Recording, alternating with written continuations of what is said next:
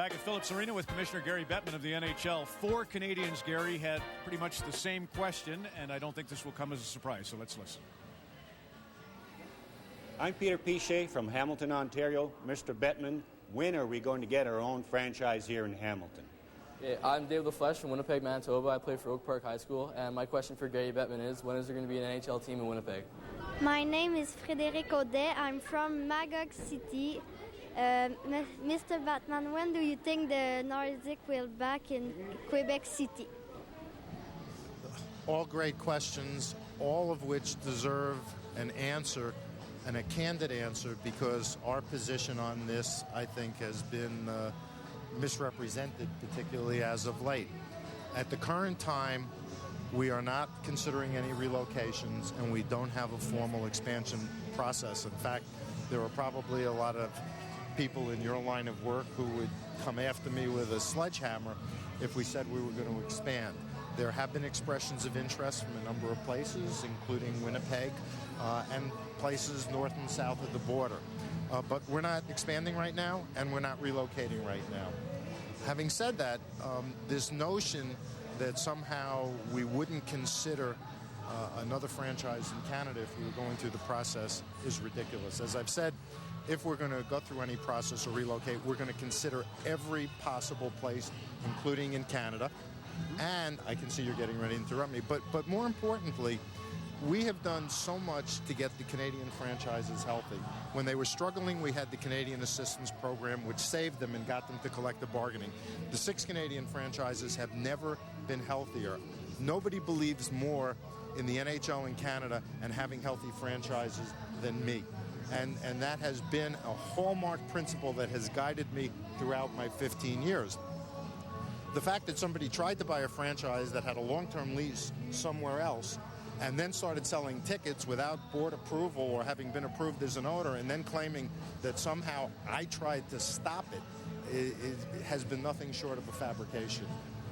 I feel badly that we left Winnipeg. I feel badly that we left Quebec City. At the time, there weren't suitable arenas, and there was nobody who wanted to own franchises in those cities anymore.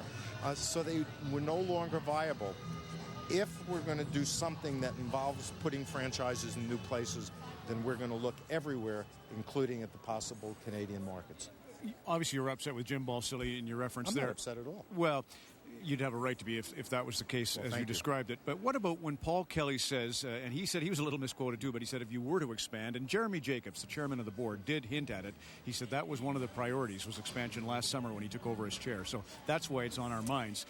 He did say that. I don't think Jerry said expansion was a priority. I think what he said is we're getting expressions of interest, because I talk to Jerry on a regular basis, and I don't think it would be fair to characterize his position right now as one where he thinks us expanding the league is a priority. It may be something that we have to deal with based on the expressions of interest. Sorry, here I go, starting to interrupt, but because of the tight for time. Paul Kelly said he'd like to see a team in Canada, and this is where, like the situation overseas, it's a direct link.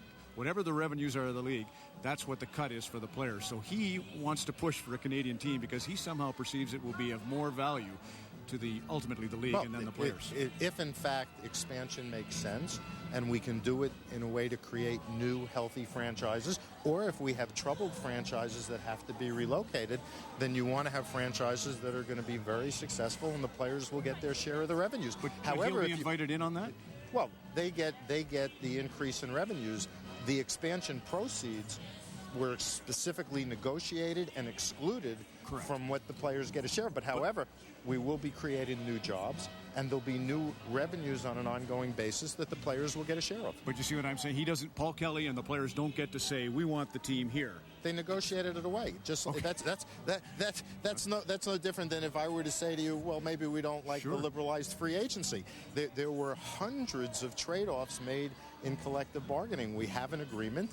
It's working quite well. Yes, but I just think if he thinks he's part of the good ship NHL now, he wants to have a say in where you put the expansion team. No, but by the way, I believe, and we've had very constructive conversations. I like Paul Kelly. We get along very well. I think we're building a very nice relationship. I enjoy getting their input on lots of issues because there are always lots of perspectives that need to be taken into account when we're making a business judgment. take a short break. Come back with some emails for the Commissioner of the NHL, Gary Bettman, here on Super Skills Saturday. We're working on them.